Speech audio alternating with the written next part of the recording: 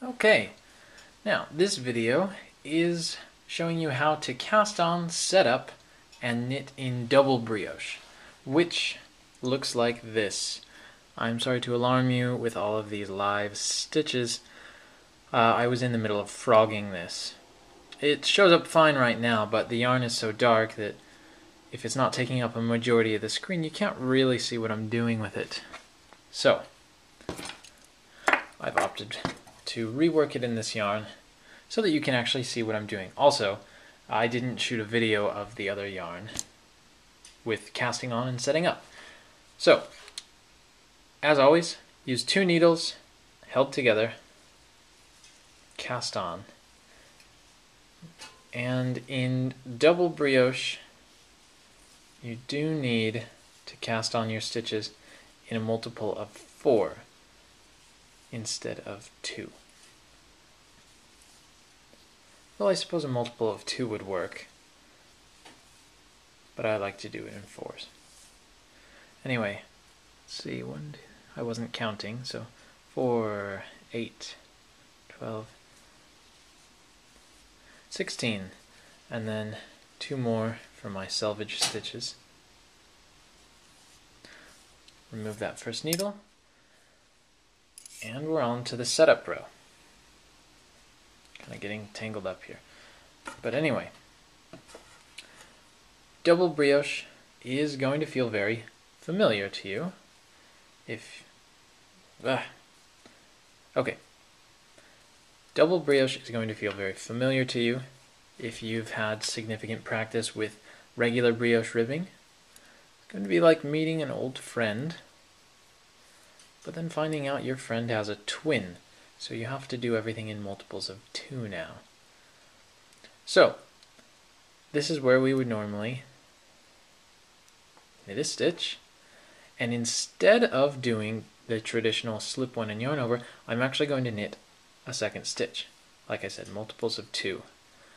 And when we get to this, bring the yarn forward, and you will slip 2 stitches, and then perform a single yarn over. Knit 2, slip 2, and a yarn over. Knit 2, slip 2, and a yarn over. Knit 2, slip 2, and a yarn over, and my edge. And that brings us to, get out of here.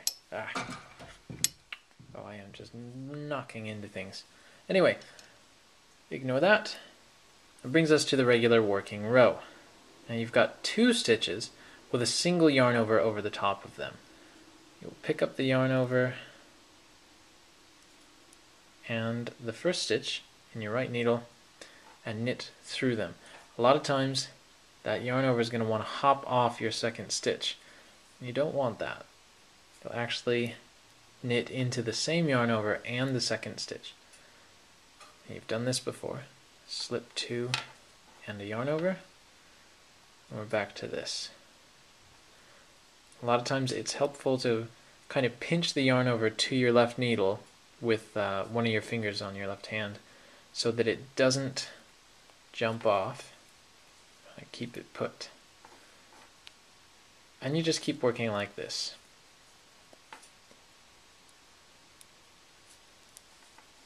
Now, I do have a bit of a cheater's method for how to work this stitch. I've done it before and it hasn't affected my tension or the elasticity of the fabric. So I'm going to show you it. Now rather than slipping 2, I'm going to slip 1, do a yarn over. Just like you're used to in regular brioche knitting.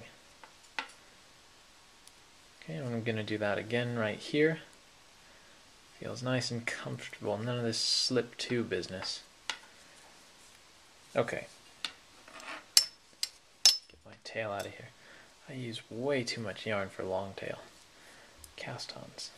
Alright, so we're back to this, except now instead of 2 stitches with 1 yarn over, you have 2 adjacent stitches, each with their own yarn over. Now you might think that's a problem, but when those yarn overs are both knitted together and there's nothing in between these stitches for the yarn overs to hook into, they actually join together into a single yarn over, which you can see on the back here. Now it looks kind of loose and big, but trust me, that swatch I showed you at the beginning, that whole thing was knit with my kind of cheater method, and then I knit another swatch and did it the traditional way. No difference. So it's really up to you whether you prefer working two yarn overs in a row and 2 brioche knit stitches, or if you prefer taking the hard road. I'm just kidding, it's perfectly acceptable. I just don't like it, but that's me. Anyway, to show you once more, this is what it'll look like. You can think of it as brioche 2x2 ribbing,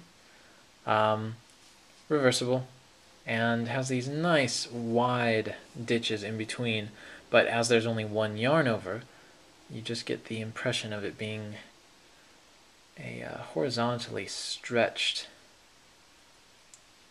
I'm not sure what to call it, but it looks nice. And as with regular brioche knitting, you can do pretty much anything with it. You can work it in 2 colors, you can do syncopated double brioche, anything you want really. I'm not going to do videos of those things, but anything you learn how to do in regular brioche, you should be able to extrapolate and apply to double brioche knitting. If you find you can't extrapolate on it, I don't know if I can help you. But anyway, so that's it.